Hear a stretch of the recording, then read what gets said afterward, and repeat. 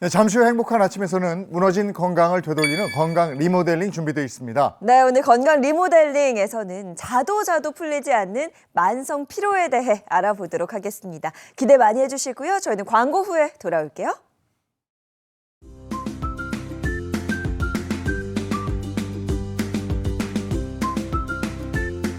안녕하십니까. 행복한 아침 이재용입니다.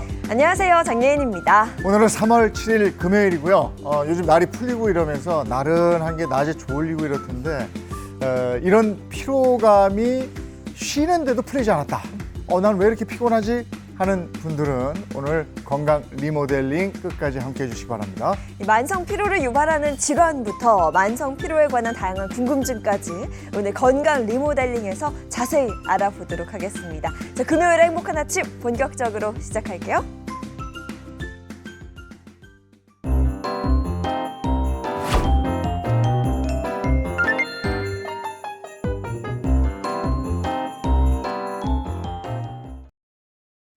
네, 오늘 아침에는 어떤 소식들이 있을까요? 모닝픽 시작하겠습니다. 조현정 시사평론가와 함께합니다. 어서 오세요. 네, 안녕하세요. 안녕하세요. 첫 번째 모닝픽 어떤 겁니까? 네, 오늘의 첫 번째 모닝픽 섬뜩한 경고입니다.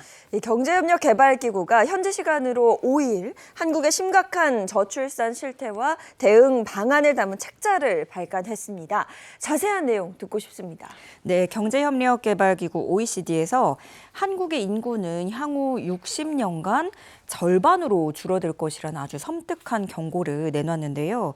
한국의 태어나지 않은 미래, 저출산 추세 이해라는 제목에서 출산율 감소가 전 세계적인 현상이긴 하지만 한국의 경우 2023년 기준 여성 1명이 평생 낳을 것으로 예상되는 자녀 수인 이 합계 출산율이 0.72명으로 세계에서 가장 낮은 출산율을 기록했다고 지적했습니다.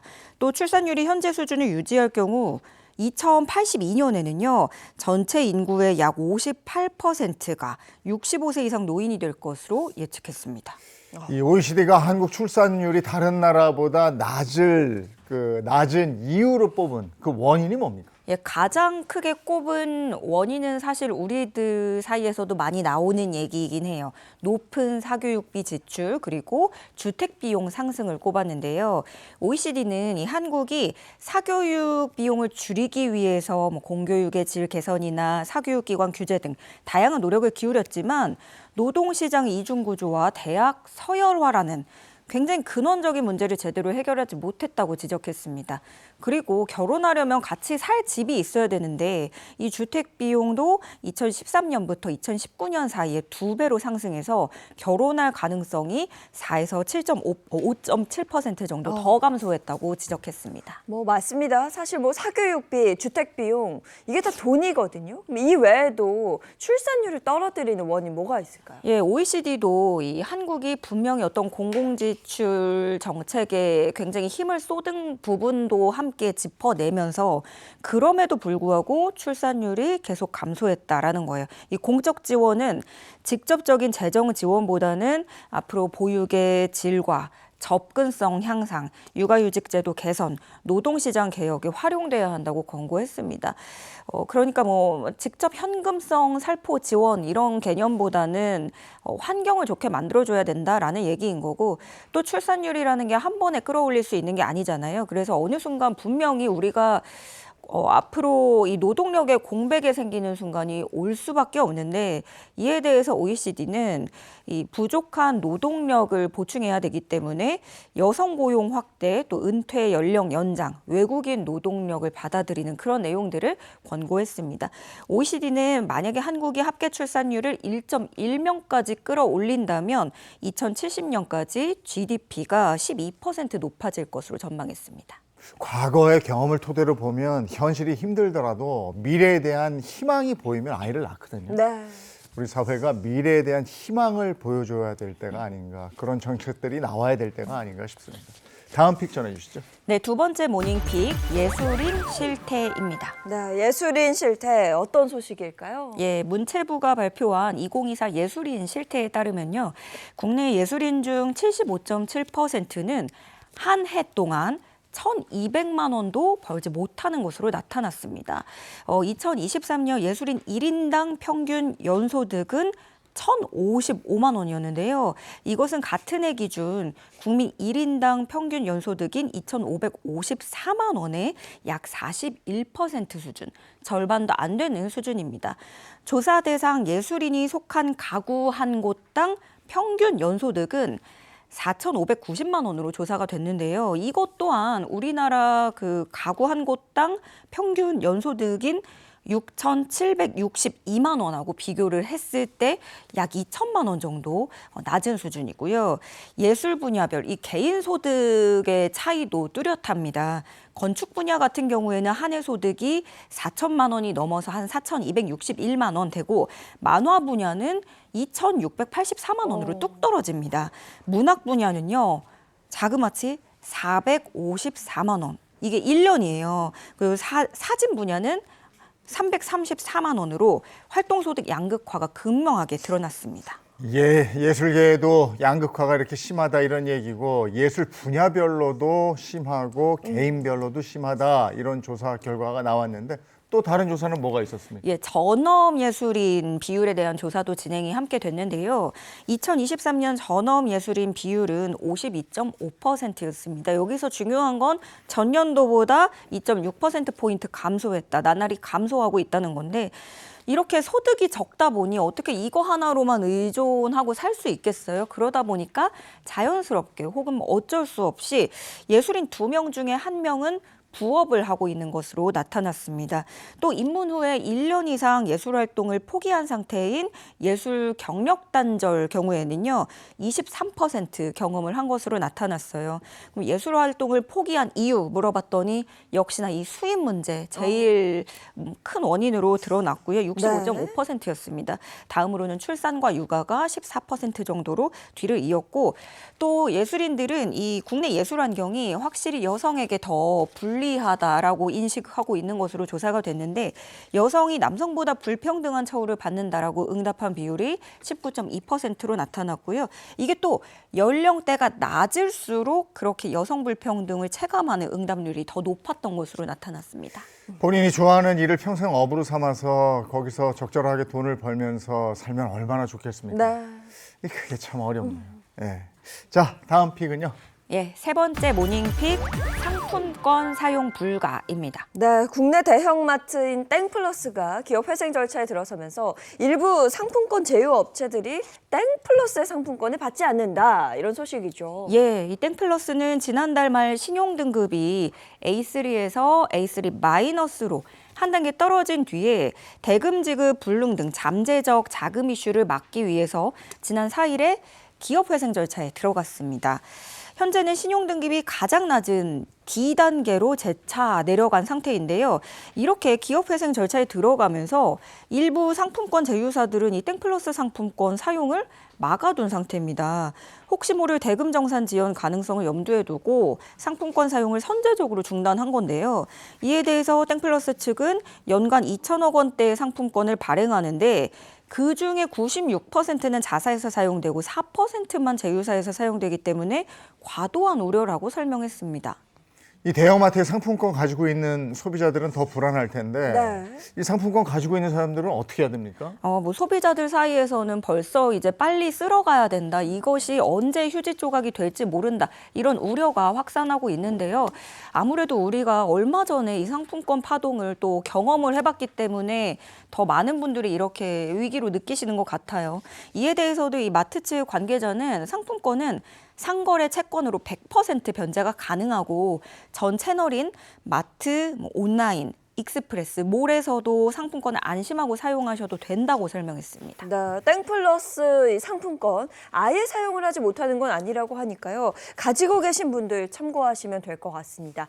자, 그리고 이 땡플러스 이 기업 회생 절차 이 파장이 상당히 큽니다. 신규 물품 납품도 중단되고 있다고요. 예, 지금 사실 좀 상황이 심각하게 돌아가고 있는 상황이에요.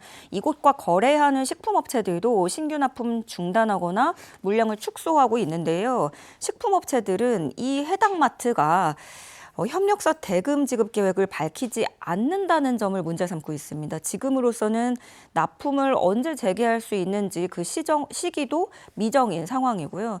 앞서 해당 마트는 지난해 말에 단기 유동성 확보에 차질을 빚으면서 협력사와 협의해서 대금을 한두 달 뒤에 정산해주는 그런 지연이자를 주는 조치를 취해왔는데 그 규모가 3,500억 원 수준에 달합니다. 그렇기 때문에 앞으로도 이 납품 물량을 축소하거나 중단하는 업체는 더 늘어날 것으로 보이고요. 그러니까 문제는 지금도 입점 업체들이 이미 돈을 못 받기 시작을 했더라고요. 네. 저도 이제 보니까 이 대형마트 직원 수만 2만여 명에 달합니다. 걱정이 안 될 수가 없는데 이 마트 구조를 잘 보면은요. 대주주가 한 사모펀드 운용사예요. 2015년에 이 사모펀드 운용사에서 갑자기 이 마트를 한 7조 원 넘게 들여서 다 사들입니다. 그게 굉장히 화제가 됐고 좀 이례적인 모습이기도 했는데 그렇게 막대한 돈으로 마트라는 걸 인수하더니 네. 막상 알짜 점포들, 손님들 많이 찾아오는 잘 되는 점포들은 막 정리를 하면서 수익 구조가 안 좋아졌고 그렇게 자구 노력 없이 불시에 마지막 카드인 기업회생 절차라는 걸 밟은 거예요. 또 이 사모펀드 운용사는 마트 도산 결정 내리기 직전까지 개인과 법인 등 이런 개인 투자자들, 일반 투자자들 상대로 기업 어음을 팔았고요. 국민연금도 6천억 원 안팎을 투자해서 지금 1조 원 상당의 손실이 우려되고 있는 그런 상황입니다. 지금 이 마트 측은 모두가 힘을 모아서 최대한 빨리 회생 절차를 끝낼 수 있도록 노력하겠다고 밝힌 상태입니다. 이 내용을 들어보니까 좀 미심쩍은 데가 있는데 잘 들여다봐야 되겠고 그리고 이게 저 피해자들 생길 것 같은데 네네. 이 불안감이나 피해가 확산되지 않게 뭐 어떤 대책이 나와야 되겠다 싶습니다. 자, 다음 픽은요. 예, 네 번째 모닝픽 예약하고 오세요입니다.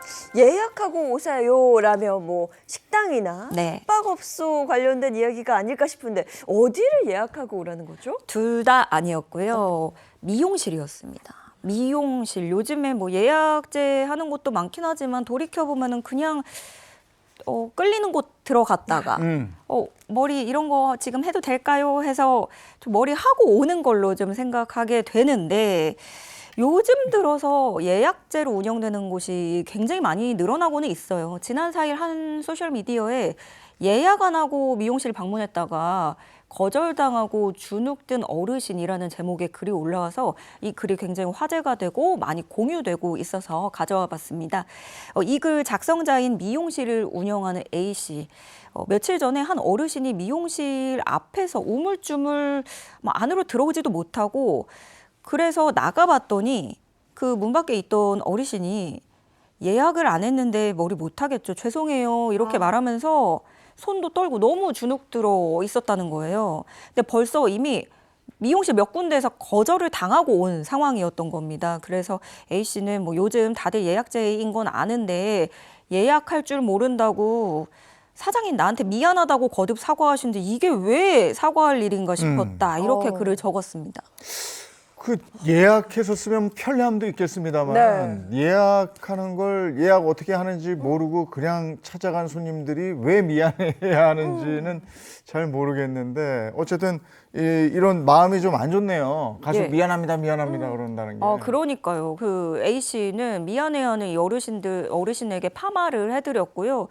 파마를 마치시고 굉장히 행복해 하셨다는 거예요. 행복하다, 너무 행복하다 이런 말을 했고 그래서 이런 일을 겪으면서 A씨는 정말 많은 생각이 드는 하루였다. 우리에게는 쉬운 거절도 어르신들에겐 크게 다가올 수 있고 우리에겐 쉬운 호의도 어르신들에겐 더 크게 다가올 수 있구나. 조금 더 친절한 세상이 되었으면 좋겠다. 이렇게 글을 썼습니다. 네, 이렇게 따스하게 맞아주시는 분이 있어서 그래도 참 다행이다라는 생각이 들긴 하면서도 참 저도 사실 미용실에서 머리 하다 보면 누가 쓱 들어오시면 안 돼요라고 말하는 사장님들 굉장히 많이 봤거든요. 모두 좀 공감을 했을 것 같아요. 예, 그 예약을 일단 할 줄 아느냐 모르느냐 이 문화가 익숙하냐 아니냐도 있지만 뭐 젊은 분들 예약할 줄 아는 분들도 사실 날짜 조정에서 어려움을 겪는 경우도 있고 어떻게 사람이 딱딱 내가 이날에 이 시간에 뭘 할 것이다. 모든 게 다 들어맞는 건 아니잖아요. 그런 어려움에 대해서 토로하는 누리꾼들도 많이 있었고 또 우리가 어릴 때 모르는 어른들이 뭐 모르지만 그냥 호의를 베풀어서 도와줬듯이 어른들에게도 그들을 도와줄 젊은이들이 필요하다. 내가 다 고맙다. 이런 반응이 나왔고요. 젊은 나도 미용실 갔다가 예약 안 왔다고 몇 번 퇴짜 맞았다. 집에서 혼자 머리 잘랐는데 어르신들은 너무너무 서글플 것 같다. 어르신들이 살아가기 힘든 세상이 되는 것 같아서 슬프다. 남의 일이 아니다. 언젠가 나도 겪을 일이다. 이렇게 많은 분들이 굉장히 공감을 표하고 있는 그런 모습입니다. 네. 노인들이 살아가는 세상이 우리 눈에 보이기에 힘들고 그게 개선되지 않으면 그게 내 미래거든요. 내가 노인이 되면 그렇게 사는 거예요. 네. 예. 이게 시사하는 바가 좀 있네요. 이게 참 저도 요즘에 네. AI 이런 뭐 기계 너무 모르겠고 이게 조만간 뭐 제 모습일 것 같기도 하고 어르신들한테도 그렇고요. 역으로 아이들도 그래요. 아이들도 어른들의 그런 미소, 인사 건네주는 거, 한번 말 받아주는 거 이런 걸 배우면서 그런 어른이 또 되는 거겠죠. 그렇죠? 네. 저부터 일단 그런 어른이 되겠습니다. 자, 여기까지 하겠습니다. 조현정 시사평론가와 함께했습니다. 고맙습니다. 네, 고맙습니다. 고맙습니다. 네, 불에다는 공기가 확실히 좀 달라졌습니다. 어제 낮 동안 꽤 포근하다는 생각을 했는데요. 오늘은 어떨지 궁금합니다. 문다영 기상캐스터, 오늘 날씨 어떤가요? 네, 오늘도 어제와 비슷한 날씨가 될 텐데요. 날씨 키워드 짚어드리겠습니다. 먼저 10도 가까이 큰 일교차에 유의하셔야겠는데요. 아침에는 0도 안팎, 한낮에는 10도 안팎입니다. 여기에 봄이면 어김없이 찾아오는 불청객, 먼지가 동반되겠습니다. 오늘 자세한 한낮 기온 보시면요. 서울이 10도, 대전과 광주 12도까지 오릅니다. 이맘때 기온보다 2도 정도 높은 건데요. 어제와 비슷하게 포근한 햇빛이 함께하겠습니다. 하지만 봄이 오면 따라오는 친구가 있죠. 바로 봄철 미세먼지인데요. 밤부터 유입된 국외 미세먼지로 서쪽 지역을 중심으로 농도가 짙게 나타나겠습니다. 전국 하늘은 맑겠는데요. 다만 오늘 아침까지 전국 내륙에는 가시거리 1km 미만의 안개가 끼는 곳이 있겠습니다. 드디어 기다리던 주말이 코앞입니다. 토요일에는 충청 이남 지역을 중심으로 약한 비가 지나겠고요. 일요일에는 서울의 기온이 12도까지 오르겠습니다. 오늘 동해안과 제주 해안에는 높은 너울이 밀려옵니다. 해안가 접근하실 때에는 주의하시기 바랍니다. 지금까지 날씨 전해드렸습니다.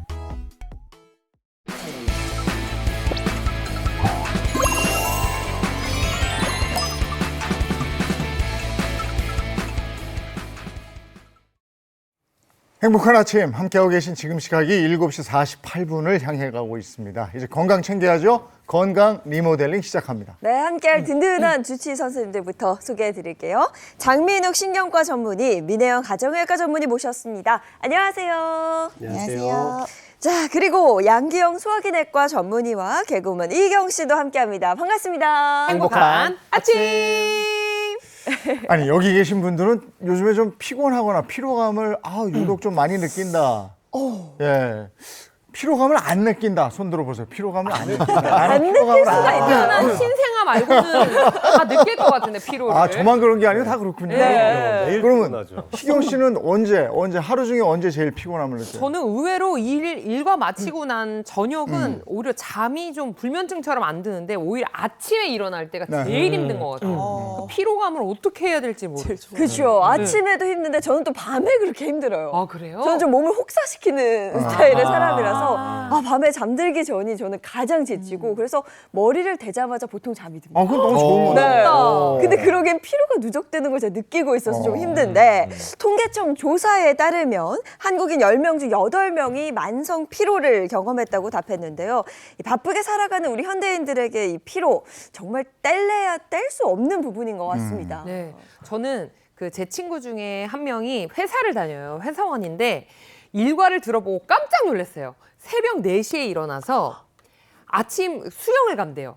수영을 갔다가 끝나면 회사를 갈 줄 알죠? 아니요. 이런 커피숍에 가서 모임을 한대요. 독서 모임을 한대요. 아침에 회사원들끼리. 오. 그래서 이거를 읽고 뭐 책 한 권 읽기 이거 끝나면 이제 회사 갔다가 끝나면은 또 운동 가고 뭐 그다음에 뭐 그 동호회 모임 가고 이렇게 하루를 보낸다는 거예요. 진짜 대단한 것 같아요. 그렇게 바쁘게 사는 건 좋은데 그런 바쁨 때문에 내 건강을 잃는다 이건 아닌 것 같고. 네. 근데 우리가 그냥 피곤한 거하고 만성 피로라는 게 있잖아요. 다르죠. 그게 어떻게 달라요? 그러니까 사실 많은 현대인분들이 그런 얘기 하시더라고요. 아, 나 만성 피로야. 근데 만성 피로는 좀 병적인 상태거든요.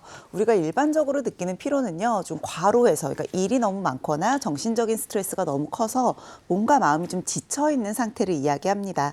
일반적으로 당연히 내가 원래 쓸 수 있는 에너지보다 더 많은 양의 일을 하거나 더 과도한 스트레스를 받았다면 당연히 일시적으로 나타날 수 있는 거죠. 여기서 포인트는 일시적이라고 좀 보시면 되는데요. 이런 건 병적인 원인에 의한 피로가 아니기 때문에 일단 일상생활은 당연히 어느 정도 가능합니다. 그리고 충분하게 휴식을 취하게 되면 며칠 내도 호전이 된다는 특징이 있죠. 문제는 만성 피로인데요. 만성 피로는 시기적으로 봤을 때도 6개월 이상 지속이 되는 피로이고 가장 중요한 부분은 충분히 휴식을 취해도 피로가 회복되지가 않고요. 일상생활이나 나의 일상적인 업무에도 영향을 미친다는 거예요. 그래서 단순한 피로에서 끝나지 않고 두통이나 전신 근육통, 집중력 저하 같은 다양한 증상들을 동반하게 됩니다. 피로하니까 궁금한 게 생겼어요, 쌤. 피로는 우리가 간 때문이야. 간 때문이야. 피로는 간 때문이라고 생각을 우리가 많이 하거든요. 근데 진짜 간 때문이에요? 굉장히 그렇게들 많이 생각하시죠. 네. 워낙 임팩트가 컸어가지고. 어. 그런데 사실 이 피로는 간 때문만은 아닙니다. 100% 간 때문만은 아니에요. 사실 이 간에 독소가 쌓이고 또 이 간에 이제 여러 가지 질환이 있어가지고 피로하신 분들은 전체 피로하다고 느끼시는 환자분들 중에서 실제로 한 5% 정도밖에 차지하지 않아요. 사실 실제로 제 외래에도 선생님 제가 너무 요즘에 피곤해가지고 간이 좀 안 좋아졌나 봐요. 간 검사를 좀 받고 싶어 하고 그런 이유로 오시는 분들이 네. 굉장히 많습니다. 근데 실제로 검사를 해보면 이렇게 간이 안 좋거나 아니면 간에 문제가 발견되는 경우는 이렇게 많지 않아요. 사실 피로라고 하는 이 문제에서는 간보다는 부신이라고 하는 장기가 더 큰 영향을 미칩니다. 부신이요? 예. 부신 어디에 있는 거예요? 너무 생소해가지고. 너무 생소하시죠? 네. 예, 맞아요. 이렇게 부신이라고 하는 이 장기의 이름 자체를 오늘 처음 들어보신 분들도 사실 있으실 거예요. 굉장히 사실 어색하실 수 있는데 제가 이 순간부터 부신이라고 하는 장기를 아주 자세히 설명을 해드릴 테니까 꼭 한번 기억하셨으면 좋겠습니다. 자, 네. 이름을 알면 사실 그 단어가 갖고 있는 의미를 굉장히 잘 알 수가 있는데요. 네. 자, 우리가 반장, 부반장 이런 말도 있고요. 뭐 회장, 부회장도 회장. 있잖아요. 예. 오. 이 부신은 부신장. 신장에 버금간다라고 해가지고 부신장에서 이제 장을 떼고 부신이라는 이름이 된 거예요. 따가야겠다. 한자를 보면 아시겠죠? 예. 그러니까 신장 근처에 있겠죠. 신장 이렇게 위쪽에 있습니다. 아, 마치 이렇게 저기 모자를 있구나. 모자를 쓰듯이 저렇게 있는데요. 삼각형 모양이고요. 네. 크기는 이제 한 우리 몸으로 따지면 손가락, 요 엄지 손가락 하나 정도 크기에 해당을 합니다. 그런데 이름은 이제 부신이지만 실제로 신장과는 완전히 다른 일을 해요. 이 부신은 몸에 되게 중요한 여러 가지 호르몬들, 뭐 예를 들어서 뭐 코티졸이라든지 안드로겐이라든지 아니면은 뭐 아드레날린 이름 한 번씩 들어보셨죠? 네. 그런 아주 중요한 호르몬들을 만드는 내분비 장기입니다. 예. 그런데 그 중에서도 이 피로와 밀접한 관련이 있는 호르몬은 바로 코르티솔 호르몬인데요. 자, 코르티솔 호르몬은 자 우리가 이제 스트레스 상황이 됐어요. 이제 네. 굉장히 이제 어떤 의미는 이제 몸이나 아니면은 이 정신적으로 이렇게 스트레스 아주 과도한 이 압박 상태에 놓였을 때 이제 그거를 이겨낼 수 있고 몸이 적응을 하고 이것에 대처할 수 있도록 도와주는 그런 역할을 하는 그런 호르몬입니다. 자, 그런데 이제 우리가 생각을 해보면 자 위기 상황이 됐어요. 네. 그럼 이제 힘을 내야 되잖아요. 네. 그러니까 이제 우리 몸에 여러 가지 영양분이라든지 힘을 낼 수 있는 상황들을 만들어줘야 되다 보니까 이 당 생산을 이제 촉진시켜서 혈당을 증가를 시켜서 우리 몸에 영양분도 많이 만들고 단백질, 탄수화물, 지방 이런 것들의 대사를 도와줘서 이런 스트레스를 이길 수 있도록 도움을 줍니다.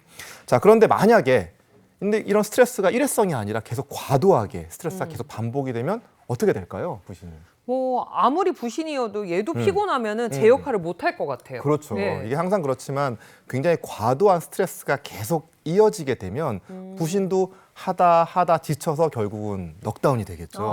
그래서 제대로 된 이 부신의 기능을 하지 못하고 호르몬의 이 능력들이 떨어지게 되는 그런 것들인데 이걸 바로 부신 피로라고 합니다. 예, 정말 중요한 역할을 하는 부신이 이제 피로하게 되는 그런 상황이 되는 거죠. 그러다 보면은 이제 스트레스가 왔을 때 몸이 회복되는데 더욱더 많은 시간이 걸리고 또 시간이 걸려도 제대로 잘 회복되지 못하는 이제 그런 상황들이 되고 피로가 자꾸 이렇게 누적이 되게 되는 거죠. 네. 그러니까 우리가 이제 이런 피로를 이겨내려면은 무엇보다도 이 부신의 건강을 지키는 것이 굉장히 중요하다 이렇게 말씀드릴 수 있겠습니다. 그럼 어떻게 중요하네. 부신 건강을 지켜냅니까? 일단 만성 피로를 겪고 계시는데 여러 가지 검사를 해봐도 특별한 원인이 나오지 않다면은 부신 건강이 나빠지지 않았는지 꼭 제대로 된 진단을 받아보셔야 됩니다. 두 번째로는 휴식과 좀 힐링이 필요하다고 할 수 있는데요. 너무 일만 하려고 앞으로 달려가지 마시고 나한테 어떤 힐링적 요소가 필요한지 한 번쯤 돌아보셨으면 좋겠습니다. 그리고 이제 세 번째로 중요한 게 잠을 잘 자야 돼요. 중요하죠. 숙면을 취해주는 것이 우리 부신 고갈 형태를 좀 더 개선할 수 있는데 아주 효과적이기 때문에 혹시 나의 수면 패턴에 또 수면 습관에 문제가 있지는 않은지 한번 점검을 받아보셨으면 좋겠고요. 네. 마지막으로 잘 먹어야겠죠. 비타민 B나 C군이 많이 들어있는 식재료를 많이 추천을 드리는데요. 뭐 시금치 같은 것도 굉장히 좋고요. 오, 시금치. 토마토나 양배추 같은 것도 좋고 브로콜리나 그리고 파프리카 같은 것들도 굉장히 많이 들어있습니다. 그리고 요즘 귤 맛있잖아요. 네. 값이 좀 올라가지고 걱정이 좀 되긴 하는데 감귤류, 또 오렌지 같이 비타민C가 많이 들어있는 과일도 도움이 될 수 있습니다. 네, 만성 피로 정말 우리 모두의 문제이기도 합니다. 뭐 맞아요. 현대인들 정말 바쁘고 힘들게 살고 있잖아요. 뭐 저는 사실 뭐 직장인은 아닙니다만 나름 굉장히 일을 만들어서 저를 지치게 하는 스타일이에요. 그래서 영상을 한번 준비해봤습니다. 오늘은 오. 특별히 저와 희경 씨의 일상을 영상으로 맞아요. 담아봤거든요. 저의 하루는 어땠는지 영상 보시죠. 안녕하세요. 장예인입니다. 지금 현재 시간이 4시 57분입니다. 얼른 준비하고 나가보도록 하겠습니다. 오늘따라 차가 좀 막혀서 제 예상보다 살짝 늦었어요.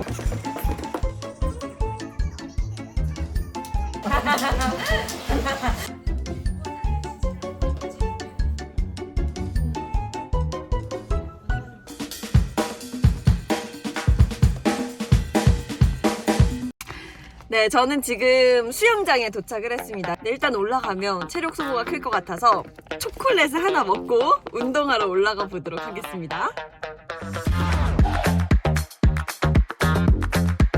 이번에는 강아지 운동하러 왔어요. 애기들 운동 시간.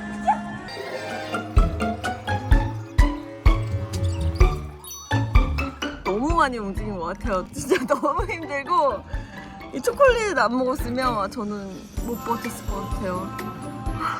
너무 힘들어요. 너도 힘들어? 저도. 아이, 여름아 비켜. 자, 오늘 세 번째 스케줄은 육아입니다. 예!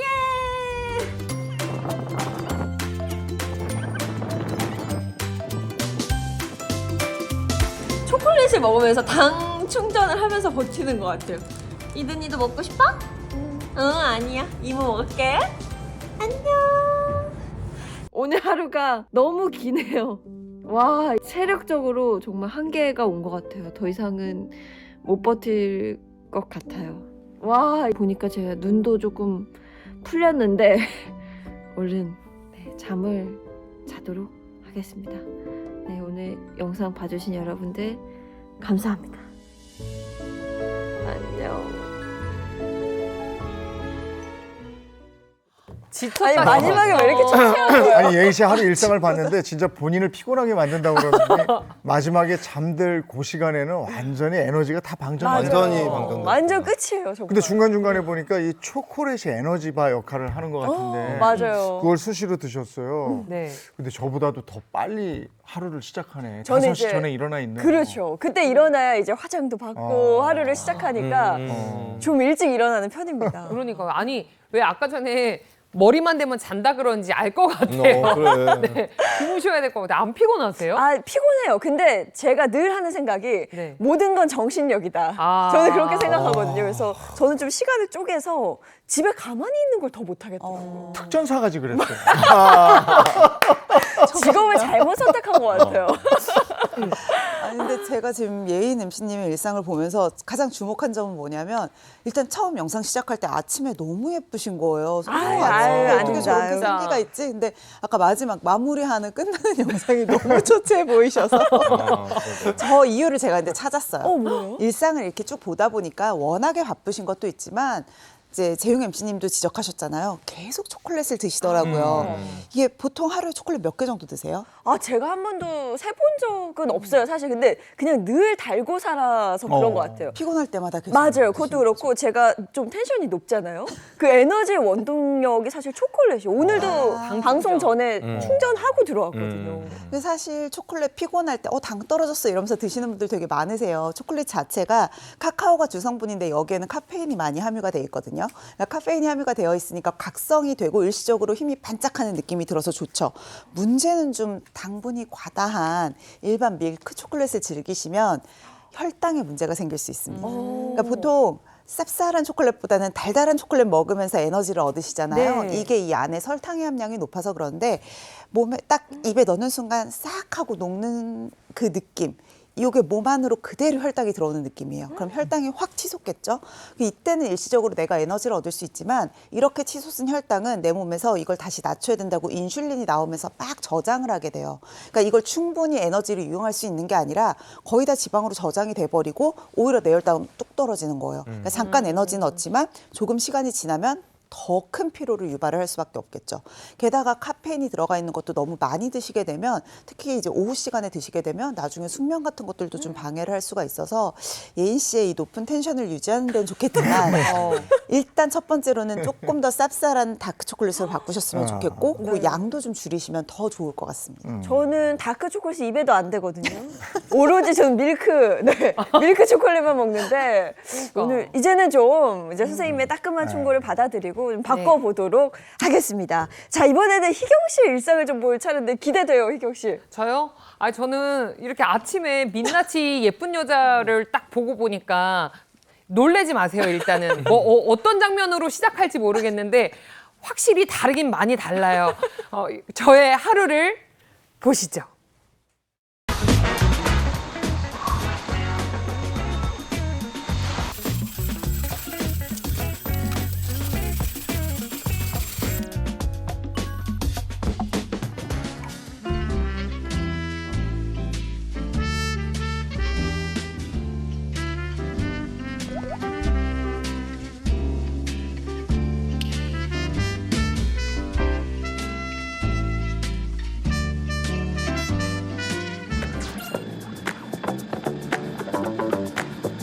이번에는 아이스로 헬스장에 가서 운동화 유산소 조금만 하고 올라오려고요. 시원한 아이스 아메리카노와 함께.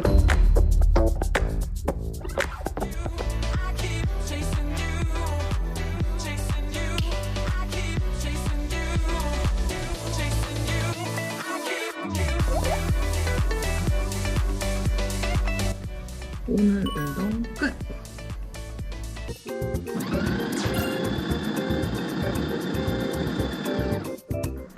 짠! 이렇게 제가 준비한 다이어트 도시락이랑 아메리카노 하나 챙겨서 이제 저는 이제 방송국으로 또 방송하러 가보겠습니다. 더 피곤한 것 같아. 급 피곤해지는 것 같아.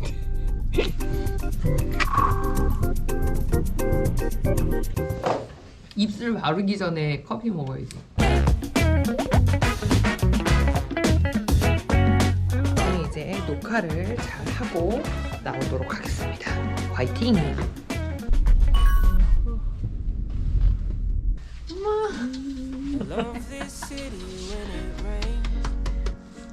행복한 아침 화이팅 해줘. 행복한 아침 화이팅. 화이팅!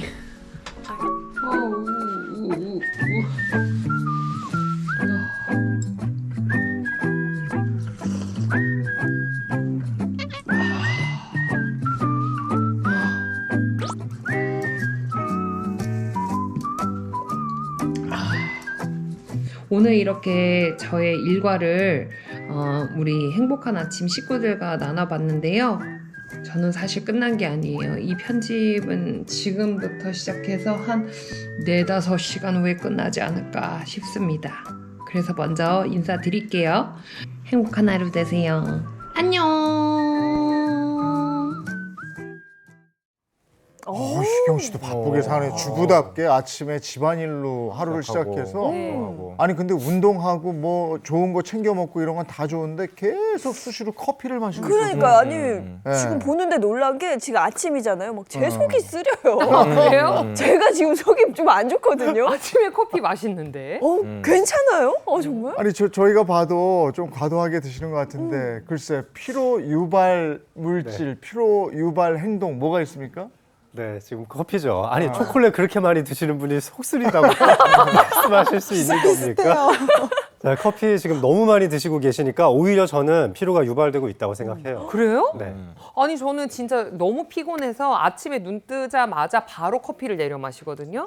그리고 나서도 이제 중간마다 피곤하다 하면은 커피의 그 카페인의 힘이 없이는 저는 에너지가 안 나서 저 초콜릿은 대신에 안 먹어요. 근데 커피는 진짜 많이 마시긴 하는데 커피가 안 좋아요? 이제 카페인이 일시적으로는 우리 각성 효과도 뛰어나게 만들어줄 수 있고 또 피로감도 좀 줄여줄 수 있죠. 특히 카페인이 뇌에 있는 아데노신 수용체 자극하면서 졸음을 좀 잊게 되고 더 텐션도 좀 올려줄 수 있는 역할을 하지만 이게 카페인이 우리 몸에 들어왔을 때 분해되는 데까지 시간이 반감기가 5시간 정도 걸려요. 그러니까 보통 반감기의 1-2배 정도의 시간이 필요하다고 보니까 저는 이제 주무시기 전에 한 6-7시간 전까지는 커피 섭취를 이제 맞춰야 하시라고 말씀을 많이 드리는데요. 지금처럼 드시다가는 카페인이 너무 많이 들어오다 보니까 밤에 숙면을 전혀 취할 수가 없어서 아침에 일어났을 때 많이 붓는 것도 이것과 관련이 있을 수 있습니다. 그래서 잠을 못 자는 건가? 맞아요. 피로가 지금 잘 풀리지 않고 계속 축적되고 있는 거죠. 네. 사실 커피는 뭐 현대인들의 친구라고 할 수 있을 정도로 직장인 분들도 보시면 점심 식사하시고 나면 다 커피 이렇게 손에 들고 가시잖아요. 맞아요. 근데 커피라고 하는 게 잘만 이용하면 굉장히 각성 효과도 좋고 집중을 하는 데 도움이 될 수도 있지만 잘못하면 독이 되는 경우도 많거든요. 그 중에 하나가 식후의 커피입니다. 사실 밥을 먹고 나면 모든 영양소들이 내 몸에 잘 흡수가 되는 게 좋죠. 그런데 커피에 주로 많이 있는 성분이 그 쌉쌀한 맛을 내는 탄닌이라는 성분이나 카페인 같은 성분들은 사실 철분이나 여러 가지 미네랄의 흡수를 좀 막을 수 있거든요. 근데 이게 1-2번 정도는 괜찮지만 생활 습관처럼 매일 식후에 커피를 드시잖아요. 몸에 철분이 부족해지겠죠. 철분 같은 경우는 우리 몸의 신진대사에 도움을 주기 때문에 철분이 부족해진다? 결국은 내 몸에서 대사가 떨어지게 된다는 거고 그러면 에너지가 효율적으로 만들어지지 않는다는 뜻이에요. 결국 커피를 식후에 계속 먹는 습관이 오히려 피로감을 유발하고 또 장민욱 선생님이 얘기하신 것처럼 카페인의 과각성 상태가 유지가 되면서 마시면 마실수록 오히려 결국은 더 피로를 유발하는 나쁜 습관일 수도 있습니다. 몰랐어요. 저와 희경 씨의 일상을 통해서 이 피로를 누적시키는 나쁜 습관 한번 알아봤는데요. 이런 습관 말고 또 만성 피로를 유발하는 또 질환이 있다 그래요? 예, 맞습니다. 자, 이 만성 피로는요. 자, 이 질병 같이 이렇게 명확한 원인이 있는 그런 경우가 있고 또 그렇지 않은 경우도 있습니다. 그래서 이 만성 피로를 유발할 수 있는 질환들 생각보다 많이 있는데요. 자, 그중에서 제가 몇 가지 좀 소개해드려 보도록 하겠습니다. 자, 만성 피로를 일으키는 질환 첫 번째로 소개해드릴 것은 바로 암입니다. 예, 암, 예. 암이라는 건 정말 무섭죠. 이 암은 내 몸의 에너지가 정말 암세포가 전부 다 끌어당겨가지고 전부 다 소모해버리는 그런 무서운 소모성 질환이거든요. 그렇기 때문에 암이 내 몸에서 자라고 있는 동안에는 환자들은 굉장히 극심한 피로감을 느낄 수밖에 없습니다. 암 환자의 최대 80%가 치료 중에 피로감을 경험하고요. 30에서 50%는 이 치료가 끝난 후에도 계속 피로감을 느끼는 것으로 나타났습니다.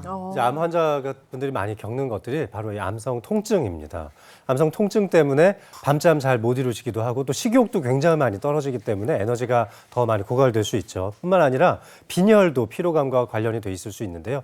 이 암 때문에 골수의 기능이 떨어지면서 또 영양 섭취가 잘 안 되기 때문에 따라서 빈혈도 생길 수 있어서 빈혈이 되면은 산소 공급이 우리 조직이나 세포 쪽으로 잘 공급이 안 되니까 피로감을 더 가중시키게 되는 겁니다. 네. 암이 피로를 유발한다 이렇게 말씀하셨고 또 피로를 유발하는 건 뭐가 있습니까? 네, 두 번째로 만성 피로를 잘 유발하는 질환은요. 갑상샘 기능 저하증이나 기능 항진증과 같은 갑상샘의 기능 질환입니다. 갑상샘 호르몬이라고 하는 게 우리 몸에서 체온을 조절하고 또 전반적인 신진대사를 조절해주는 호르몬이거든요. 그런데 갑상샘 기능에 문제가 좀 생겼다. 그래서 이 호르몬의 수치가 정상보다 너무 높거나 너무 떨어졌을 때 당연히 대사 기능에도 문제가 생기면서 피로가 올 수 있겠죠. 되겠죠. 일단 갑상샘 기능 저하증이라고 하는 건 갑상선 호르몬을 만드는 갑상샘 기능이 떨어지는 거예요. 그러니까 내 몸에 갑상샘의 호르몬이 충분히 만들어지지가 않겠죠. 그러면 우리 몸에서 제대로 대사가 되지 않으니까요. 일단 제일 먼저 느껴지는 건 아주 극심한 피로감이고요. 또 입맛이 별로 없습니다. 식욕이 부진하면서 잘 안 먹는데 이상하게 체중은 계속 쪄요. 대사가 되지 않으니까요. 그래서 이런 증상들이 좀 젊은 여성분들이 의심이 된다라고 했을 때는 갑상선 검사를 하시는 게 좋죠. 뿐만 아니라 갑상선 기능이 항진되어 있을 때도 문제가 될 수 있는데요. 항진증이 일어나게 되면 너무 많은 에너지를 한꺼번에 쓰게 되면서 고갈 현상이 발생할 수 있습니다. 이때는 심장 두근거림이나 불안함이나 초조함, 또 손떨림 같은 것들도 심해질 수 있죠. 따라서 내가 알 수 없는 이유로 만성적인 피로감을 계속 유발하고 있다면 혹시 갑상선 기능이 떨어진 것은 아닌지 또 항진된 것은 아닌지 살펴볼 필요가 있겠습니다. 와. 생각도 못한 암과 또 갑상샘 질환 이게 이렇게 만성 피로를 유발하는 질환인지 몰랐어요. 그거 말고도 하나가 더 있던데 하나는 뭐예요? 예, 만성 피로를 유발하는 이 마지막 세 번째 질환은 바로 당뇨병입니다. 당뇨? 당뇨병. 예, 뭐 당뇨병의 어떻게 보면 제일 대표적인 증상이 바로 이 만성 피로인데요. 자, 우리 몸에서 이 포도당이라고 하는 게 굉장히 중요한 이 에너지원으로 쓰이는데 당뇨병이라고 하는 이름 자체가 보면 당이 소변으로 빠져나간다는 거잖아요. 네. 이런 식으로 이게 소변을 배출하면서 만성적으로 피곤한 만성 피로 증상이 나타나게 되는 겁니다. 또 이 당뇨병 앓고 계신 분들이요, 또 수면의 질이 떨어지는 분들이 굉장히 많으세요. 이런 분들은 수면의 질이 떨어지니까 잠을 잘 못 주무셔가지고 당연히 피로가 쌓이게 되고요. 이게 또 혈당 조절에 굉장히 안 좋은 영향을 미칩니다. 이렇게 계속해서 반복해서 악영향이 생기게 되는 겁니다. 자, 그 외에도 뭐 결핵이나 간염, 심장병, 또 류마티스 질환 등이 이런 질환들이 만성 피로를 유발할 수 있으니까 만약에 피로가 6개월 이상 지속된다. 그러면 이제 병원에 방문하셔가지고 혹시 이런 질환들이 있어가지고 내가 이런 만성 피로를 겪는 것은 아닌지 확인해 보시는 것이 정말 중요하겠습니다. 네, 이 만성 피로라는 게 정확한 원인이 있어서 생기는 경우와 그렇지 않은 경우가 있다라고 하셨는데 이게 뚜렷한 원인이 없이 만성 피로가 생길 수가 있는 거예요? 지금까지 앞서 말씀드렸던 여러 가지 질환들에 의해서 만성 피로가 생기기도 하지만 뭐 검사 이것저것 다 해봤는데도 결국 끝까지 원인이 나타나지 않는 경우가 있죠. 한참 코로나19가 유행했던 시기에 코로나19 앓고 나서 다 이 질병이 좋아졌는데도 2, 3개월 넘게 계속 만성 피로를 호소하시는 분들 꽤 많으셨죠. 맞아요. 뿐만 아니라 이런 만성 피로 상태가 6개월 이상 지속되면 이것을 만성 피로 증후군이라고 부르기도 합니다. 이 만성 피로 증후군이라는 말 자체가 어떤 특정 질환이 아니라 여러 가지 증상의 복합체라는 말이기도 하거든요. 이런 경우에는 내가 앓고 난 어떤 특정 질환에 의해서 이후에 발생한 그러니까 후유 증상으로 나타나는 증상은 아닌지도 한번 살펴볼 필요가 있는 거죠. 네. 그러니까 만성 피로는 뚜렷한 원인이 있는 거고 만성 피로 증후군은 뚜렷한 피로 원인이 별로 없다. 이렇게 기억을 하면 되겠는데 어쨌거나 지금 둘 다 만성 피로 지금 피곤한 거잖아요. 그럼 이렇게 만성 피로를 겪는 분들이 병원을 온다. 그러면 어떤 치료들을 해요? 일단 제일 먼저 피로를 호소하는 환자분들이 오시면 기간을 먼저 물어봅니다. 얼마 동안 피곤을 했는지. 그래서 기간이 단기라고 하면 생활습관 교정만으로도 좋아지는 경우들이 많은데요. 6개월 이상 좀 오랫동안 피곤했다라고 하면 그 다음으로 체크해야 되는 건 수면 습관이죠. 일반적으로 내가 수면의 질이 떨어지거나 수면의 양이 너무 떨어졌을 땐 당연히 피곤할 수밖에 없거든요. 그래서 잠을 자는 시간이 너무 적은 건 아닌지, 그렇다고 하면 잠자는 시간을 좀 늘리라고 설명을 드리고요. 선생님 저는 한 7시간, 8시간 충분히 자는데도 피곤해요. 그 다음에 체크를 하는 건 진짜 잘 자고 있으신지를 체크하는 거예요. 실제로 많은 분들이요, 너무 밝은 환경에서 주무시려고 한다거나 잠들기 전에 핸드폰을 굉장히 오래 보세요. 네. 그러면 수면의 질이 떨어지면서 잠 자체는 내가 7시간을 잤지만 되게 피곤할 수 있거든요. 또 하나는 코골이나 만성 뭐 호흡 자체가 좀 어려운 수면 무호흡증 같은 증상이 있을 때에도 수면의 양이 충분하다고 해도 질이 떨어집니다. 근데 이런 식으로 수면의 질도 좋고 나는 일반 생활 습관이 다 좋은데도 6개월 이상 피곤합니다. 그때 이제 앞서서 저희가 설명드린 질병들을 하나씩 배제하는 거예요. 환자분의 증상이나 환자분의 병력을 들어보면서 하나하나 의심되는 질환들을 배제하기 위한 검사를 합니다. 그래서 여기서 질환이 발견이 되면 치료를 하는 거지만 질환이 발견이 안 됐다. 그러면 만성피로 증후군은 이런 배제 질환이거든요. 다른 것들이 모두 해당이 되지 않았다고 했을 때 만성피로 증후군으로 진단을 내릴 수 있는 거죠. 네, 원인 없이 피로가 지속되는 만성 피로 증후군, 이거 확인해 볼 수 있는 자가 진단법이 또 준비가 되어 있거든요. 하나하나 살펴보도록 하겠습니다. 자, 보시면서 체크해 보세요. 1. 건망증이 심해지고 어떤 일이든 집중이 잘 되지 않는다. 2. 목의 안쪽에 잦은 통증을 느낀다. 3. 목 또는 겨드랑이 림프샘에 통증이 있다. 4. 근육통이 있다. 5. 평소에 관절염이 없었음에도 불구하고 여러 관절이 아프다. 이렇게 일단 5번까지인데 일단 여기까지 살펴봤을 때 희경 씨는 어때요? 저는 이제 좀 필요하다 싶으면 목의 안쪽에 통증이 좀 침 삼킬 때 좀 붓는 느낌이 있고요. 평소에 또 피곤하면 근육통 느낌이 올 때도 있어서 2개 해당하는 것 같아요. 2개 정도. 저는 1.5개입니다. 근육통이 좀 있고 1.5개. 건망증은 심한데 어떤 일이든 집중이 잘 안 된다는 아니고 제가 좋아하는 일은 집중이 잘 잘 되고. 돼요. 선택적으로. 그래서 1.5개. 1.5개. 아직 좀 있죠? 네, 이게 하나. 다가 아닙니다. 이어서 보여주세요. 자, 계속해서 보겠습니다. 6. 두통이 항상 있다.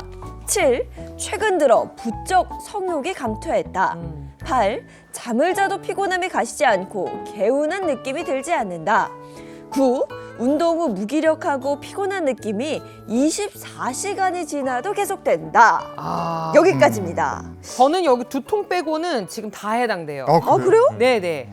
이 모든 것들이 다 욕구가 다 떨어지는 것 같아요. 피곤하니까 만사가 귀찮다고 해야 될까요? 네. 그런 느낌이 좀 있어요. 그럼 꽤 많은 것 같은데. 총 5개. 5개? 네. 저는 여기서 1.5개 여기도. 여기도 잠을 자도 피곤함이 보시죠. 가시지 않고 네. 개운한 느낌이 좀 없다.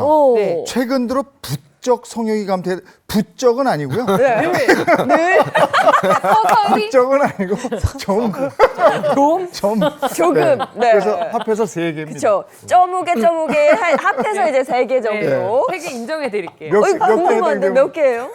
간신히 피하셨네요. 9개 중에 4개 이상 해당됐다면 만성 피로 증후군을 의심해 볼 수 있고 어떤 원인 때문에 발생하고 있는지 병원을 방문하셔서 정확한 검사와 진단을 받아보실 필요가 있겠습니다. 네. 원인이 없으면 더 답답한데 그러면 만약에 만성 피로 증후군 환자다 내가 그럼 어떻게 치료합니까 이거? 예.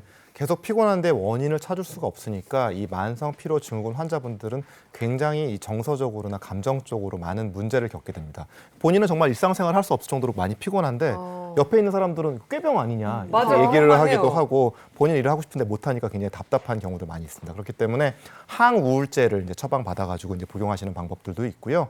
그 다음에 또 이제 에너지가 필요한데 에너지가 좀 많이 못 나오고 있으니까 이제 각성을 위해서 스테로이드계 이런 호르몬 같은 그런 호르몬 제제들을 이제 복용하기도 합니다. 그리고 또 부족한 영양소를 좀 채우는 방법도 있습니다. 예를 들어서 갑상샘의 기능이 떨어지면 이 남성 호르몬의 분비도 같이 좀 줄어들게 되는데요. 자, 남성 호르몬에 정말 이 분비에 필요한 것들이 뭐 아연이나 아르기닌과 같은 그런 아주 필수 영양소들이 있는데 이런 것들이 갑상샘 기능이 떨어지면서 또 이런 영양소들이 좀 부족하다 이렇게 하면은 그런 것들을 좀 보충했을 때 이런 이 만성 피로의 일부분이 좀 해결이 될 수도 있겠습니다. 네. 우리 인체가 이제 불균형에 빠져 있으면 컨디션이 안 좋아지잖아요. 그쵸. 그 균형을 맞춰주는 게 무엇보다 중요하다고 할 수 있겠는데요. 뭐 소화 기능이 좀 떨어져서 문제가 될 수도 있고 장내 미생물 환경이 안 좋아지거나 말씀하셨던 이제 호르몬의 불균형 또 영양 상태라든지 여러 가지 우리 몸의 균형 상태를 맞춰줄 수 있는 자율신경계의 불균형까지 원인에 따라서 굉장히 다양하게 피로가 나타날 수 있는데요. 이럴 때는 운동을 좀 해주시는 게 굉장히 좋습니다.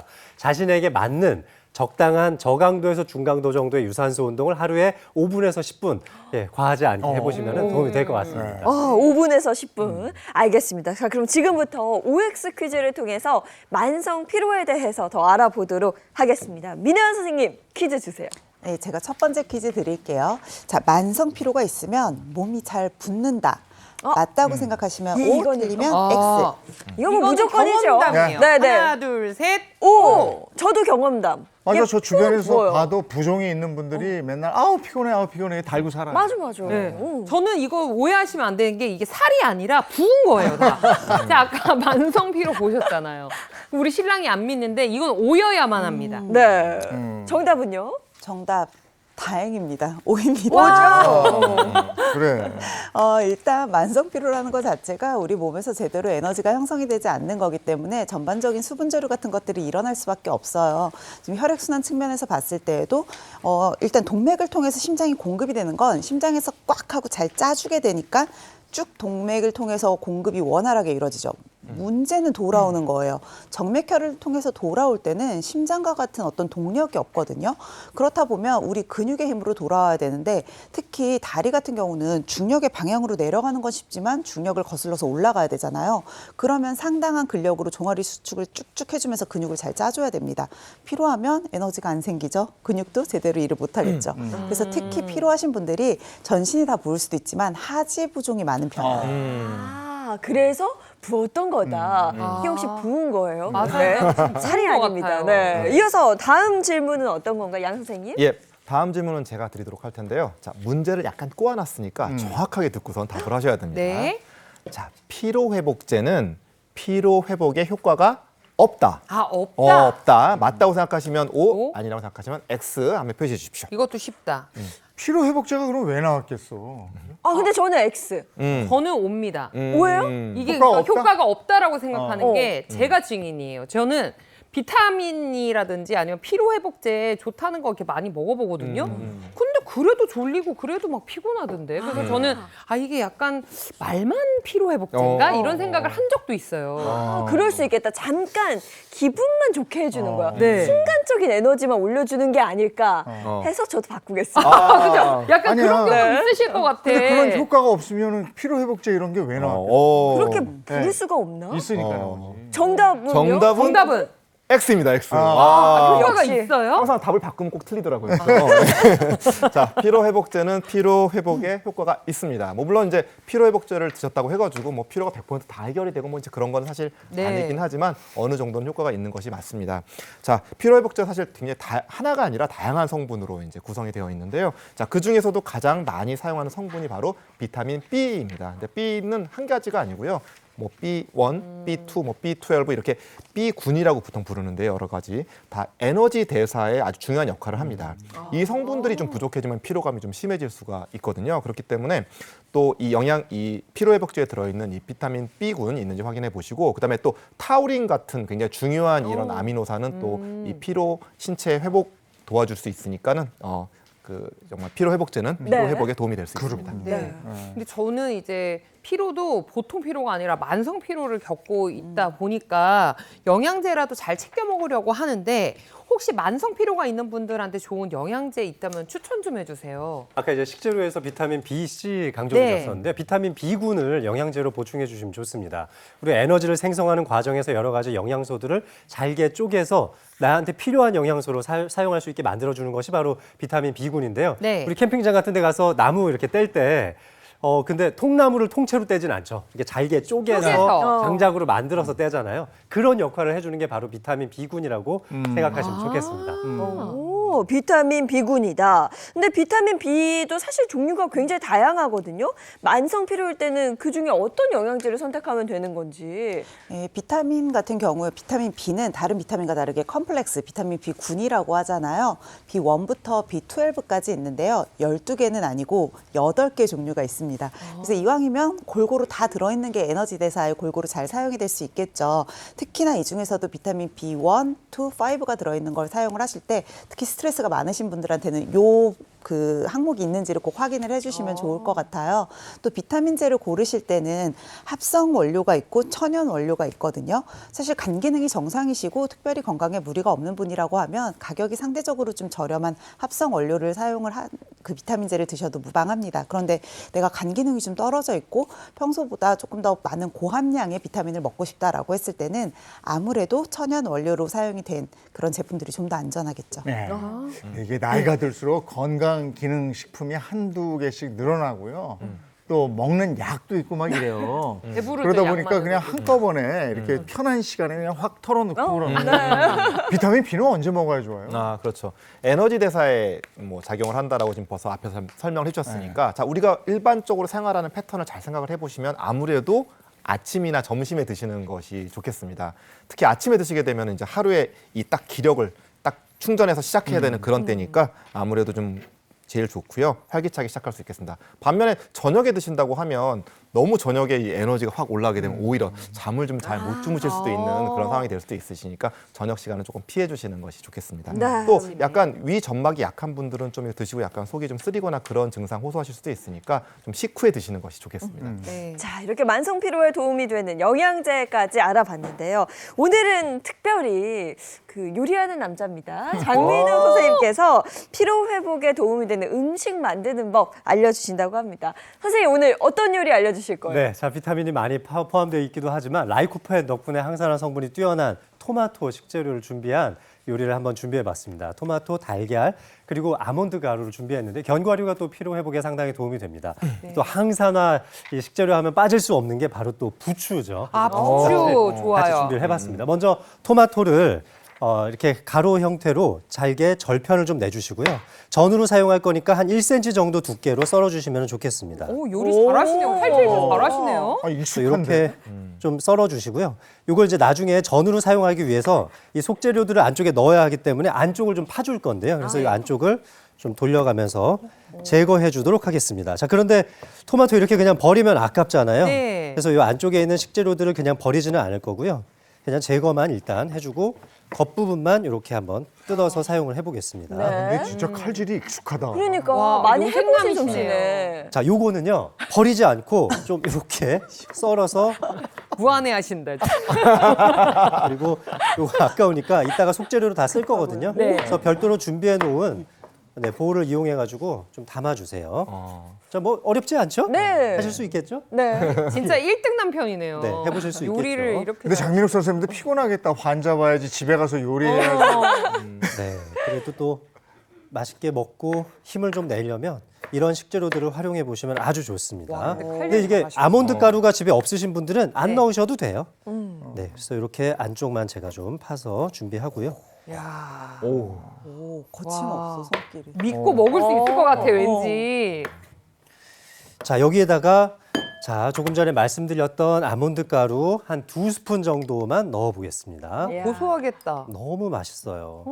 없으시면 그냥 다른 견과류 가루를 사용하셔도 좋습니다. 그리고 부추도 좀 썰어 놨는데요. 네. 이것도 좀 넣겠습니다. 피로야 가라.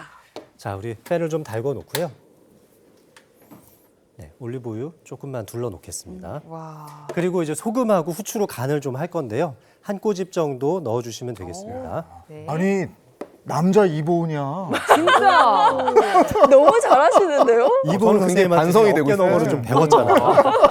자, 이렇게 해서 이제 섞어 주시면 될 것 같고요. 와. 아니, 의사 선생님이 요리까지 잘하면 이건 좀 반칙 아닌가요? 반칙이죠. 튀기죠. 야. 네. 자, 이제 맞습니다. 조금 팬이 달궈지고 있는데요. 말 시키지 말라 이거야. 네. 아니, 지금 부끄러워하셔. 부끄러워하시고 있어.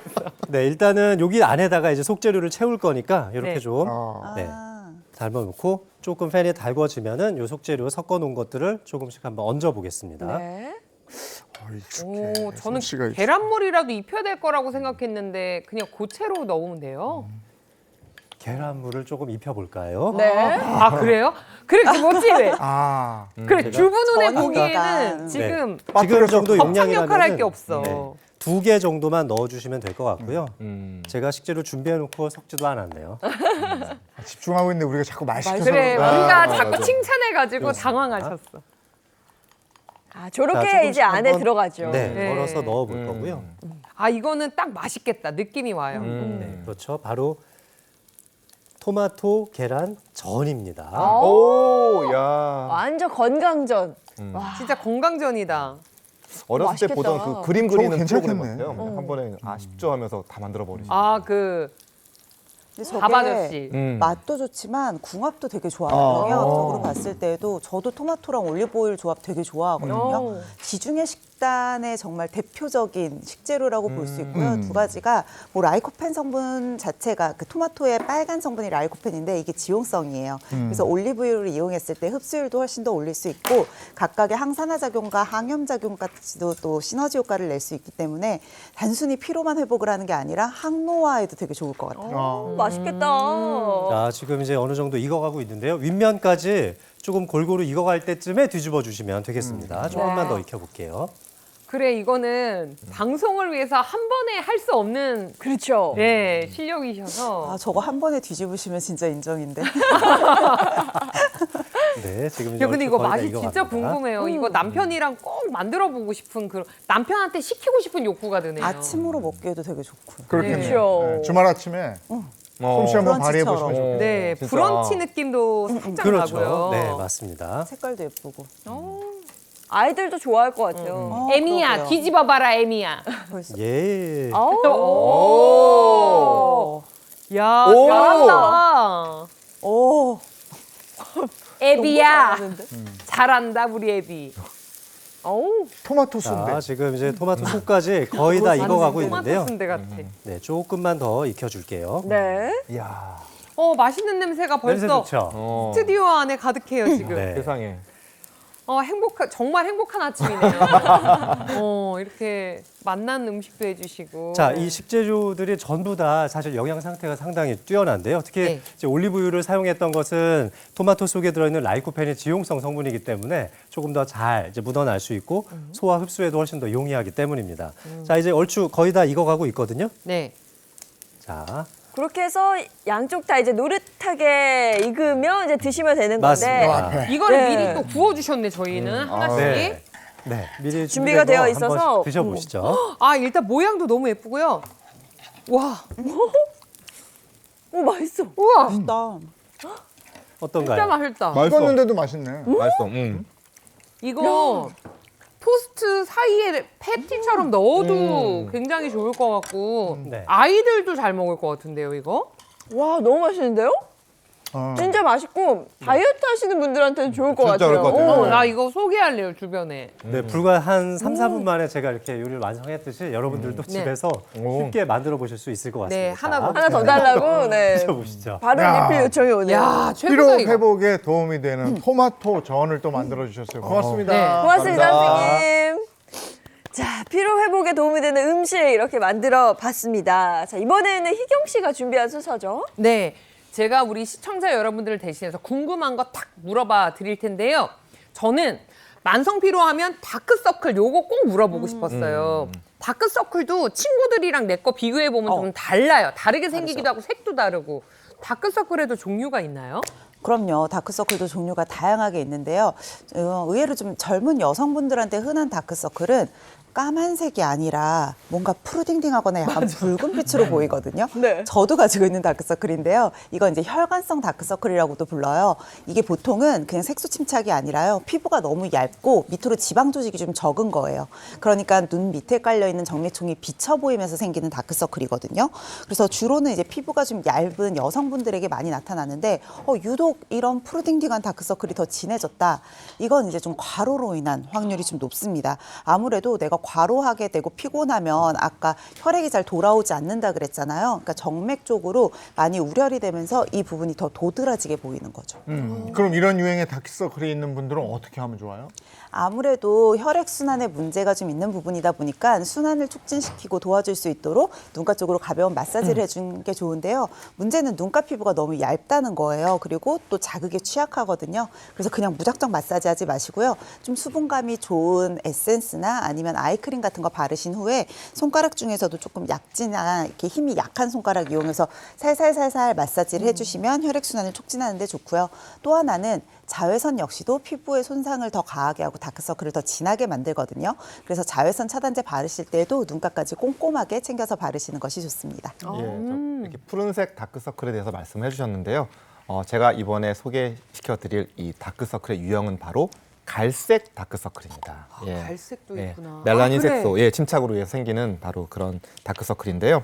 눈을 자주 비비거나 아니면 평소에 아이 메이크업을 좀 강하게 또 자주 하게 된다고 하면은 이런 갈색 다크서클이 생길 확률이 매우 높습니다.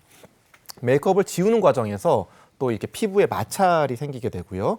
또 그다음에 이 자외선에 장기간 노출이 되게 되면은 이 멜라닌 색소가 증가를 해가지고 이런 갈색 다크서클을 좀 더 이렇게 심화시킬 수 있으니까 주의가 필요하시고요. 또 이 메이크업을 꼼꼼하게 지우지 않고선 좀 이게 남게 되면 그 자체가 착색이 맞아요. 되어서 네. 갈색 다크서클로 또 이어질 수 있으니까 또 주의가 필요합니다. 눈을 자주 비비는 행동은 이 색소 침착뿐만 아니라 앞에서 피부가 얇다고 이 눈가 주름 이 주변에 피부가 얇다고 말씀하셨는데 주름을 또 오히려 약간 유발할 수 있으니까 주의하시는 것이 중요하겠습니다. 마지막 다크서클이 바로 이제 검은색 다크서클인데요. 우리 눈가 주변에 있는 피부가 굉장히 연약하잖아요. 네. 그래서 노화도 훨씬 더 빠르게 나타날 수 있는데 노화 때문에 이 눈가 아래쪽에 있는 지방이 이제 상실되면서 꺼짐 현상이 발생하는 겁니다. 이럴 때는 눈가 탄력을 좀 살려주셔서 이쪽에 그림자져 있는 이 검은색 다크서클을 좀 없애주실 필요가 있는데 아이크림 많이 발라주시면 좋고요. 그래서 네. 충분한 양을 좀 자주 발라주시는 걸 좀 추천드리고 싶고 이게 눈밑 꺼짐이 굉장히 심해지고 또 노화 때문에 그 현상이 쉽게 개선되지 않는다면 눈 밑에 지방 재배치를 할 수 있는 시술을 받아보시는 것도 도움이 되겠습니다. 제 생각보다도 다크서클의 종류가 굉장히 많았네요. 그러면 두 번째 질문 나가겠습니다. 이건 제 경험담이 아니고 우리 선생님의 경험담이라고 하고 싶은데요. 술 먹은 다음 날은 예. 그렇게 다크서클이 더 도드라져 보이더라고요. 맞아요. 그 음주 후에 다크서클이 왜 더 도드라져 보여요? 아, 예. 되게 중요한 질문이십니다. 항상 제가 외래에서 듣는 얘기인데 저는 제 얘기는 아니고 친구 얘기라고 하면서 이렇게 본인 얘기를 하시는 다시 분들이 나로 돌아왔네? 예, 많이 있는데 자, 술을 마시면 아무래도 혈관이 좀 확장을 하게 되죠. 그렇게 되면은 이 눈 주변의 혈관도 좀 확장이 되고 앞에서 말씀하신 것처럼 혈관성 다크서클 그러니까 이제 푸른색 다크서클이 좀 아무래도 좀 심해질 수가 있습니다. 그리고 또 술 마시면 좀 피로도가 좀 아무래도 올라가잖아요. 네. 그러니까 이제 눈의 자체 피로도도 좀 같이 올라가게 되고요. 또 술 드시게 되면 아무래도 잠을 좀 충분히 푹 잘 못 주무시게 되는 그런 상황이 되니까 역시 이것도 약간 이 피로도 때문에 이 다크서클 더 심해지게 할 수 있습니다. 그렇기 때문에 거꾸로 이 다크서클 좀 방지하기 위해서는 충분히 수면을 좀 취하시는 것이 중요하겠고요. 그렇게 해서 눈을 피로하지 않게 하고 또 눈 자주 비비시지 않고 또 충분한 영양 섭취와 또 이 마사지 해주시는 거 이런 것들이 좀 방지하는 도움이 될 수 있겠습니다. 네. 세 번째 질문은 저의 사심 가득한 질문인데요. 우리 민혜연 선생님께 혹시 이 다크서클을 관리하는 홈케어 방법이 있는지 여쭤보고 싶어요. 사실 다크서클은 조금 만성적으로 생기는 거라서 홈케어만으로 효과적으로 하기는 어렵지만 예방은 할 수 있을 것 같아요. 눈가 피부가 굉장히 건조하거든요. 그래서 보습을 좀 잘 해주시는 게 중요한데요. 씻고 나서 제일 먼저 보습제를 발라야 되는 부분이 바로 눈가입니다. 특히 이때 아까 말한 것처럼 자극이 좀 적게 해주시면 좋겠고 클렌징부터 보습제까지 눈가는 웬만하면 특히 내가 좀 예민하다라고 생각이 드신다면 눈가 전용 제품을 사용하시는 것도 크게 도움이 될 수 있을 것 같아요. 그리고 저는 좀 개인적으로 피곤하면 다크서클뿐만 아니라 눈까지 좀 뻑뻑하거든요. 그래서 온열한데 사용하면 굉장히 좋더라고요. 아, 온열한데. 아니 지금 이렇게 꿀팁을 하나 들으니까 욕심이 자꾸 생겨서 세 번째 질문을 급하게 바꿔볼게요. 우리 그러면 각 선생님들마다 피로를 푸는 방법이 있으면 좀 알려주세요. 예. 저 같은 경우에는 네. 이게 약간 정신적으로 육체적으로 좀 이 피곤이 느껴지고 피로가 너무 좀 심하다 싶을 때 피곤하니까 자고 싶은 생각이 들잖아요. 근데 그렇게 잠을 들려고 하면 생각보다 피곤한데도 잠이 잘 안 올 때가 많고 잠을 좀 잤는데도 굉장히 아침에 피곤이 다 풀리지 않았다 이런 느낌이 들 때가 많이 있어요. 그래서 저는 네. 좀 내가 너무 피곤하다 싶을 때는 오히려 억지로 약간 뭐 밖에서 달리기를 1시간을 열심히 한다든지 운동해요. 수영이나 아니면 헬스 자전거를 뭐 열심히 해가지고 몸을 완전히 피곤하게 만든 다음에 반신욕을 하고 자면은 그 다음날 좀 피로가 평소보다 더 많이 잘 풀려 있는 것이 많이 느껴지는 그런 방법이 있습니다. 기영쌤과 비슷하면서도 좀 달라요. 저도 꼭 오히려 피곤하면 더 운동을 챙겨서 하는데 저는 절대 힘들게 안 해요. 저강도의 운동을 좀 오히려 지속을 해서 기초 체력을 좀 늘리려고 그러니까 심폐지구력이랑 기초 체력을 늘리는 목적이기 때문에 굉장히 좀 저강도의 활동량을 늘리는 식으로 하고요. 또 요즘 같은 때 제철 과일 많잖아요. 딸기도 맛있고 또 감귤류도 맛있거든요. 이런 것들 그러니까 천연의 비타민을 섭취할 때도 힘이 바짝바짝 잘 나더라고요.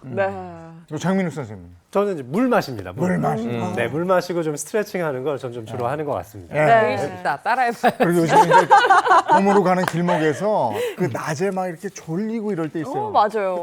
억지로 참고 그러지 마시고 한 5분 뭐 이렇게만 잠깐만 눈 감고 있다가 떠도 괜찮더라고요.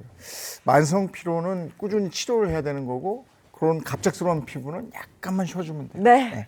고맙습니다. 고맙습니다. 자, 이어서 오늘 날씨 알아보도록 하겠습니다. 문단영 기상캐스터 나와주세요. 네, 하루에도 몇 번씩 봄과 숨바꼭질을 하는 듯합니다. 현재 서울의 기온은 1.3도로 아침에는 봄이 꽁꽁 숨어 있는데요. 한낮에는 10도 안팎의 기온을 보이며 다시 온화한 모습을 드러내겠습니다. 오늘 자세한 한낮 기온 보시면요. 서울이 10도, 대전과 광주 12도까지 오릅니다. 이맘때 기온보다 2도 정도 높은 건데요. 크게 벌어지는 일교차에 주의하셔야겠습니다.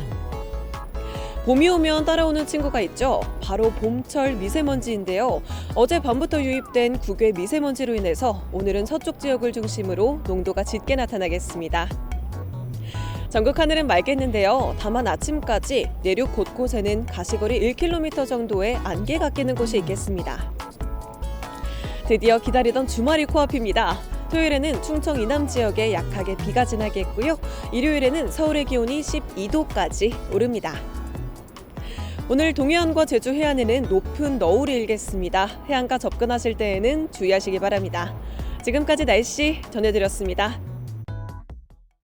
오늘 계속 피로감에 대해서 얘기했는데 네. 날 풀리고 그러니까 확실히 오후에 나른해요. 맞아, 나른하고 좀 졸리기도 해요. 그때는 아까 이재용 아나운서 얘기했던 것처럼 5분에서 10분이라도 잠깐 잠깐 자요. 네, 나에게 주는 여유 있었으면 좋겠습니다. 좋은 하루 보내시고요. 저희는 다음 주 월요일 아침 7시 30분에 돌아올게요. 행복한 아침, 행복한 하루, 그리고 행복한 주말 보내십시오. 고맙습니다. 고맙습니다.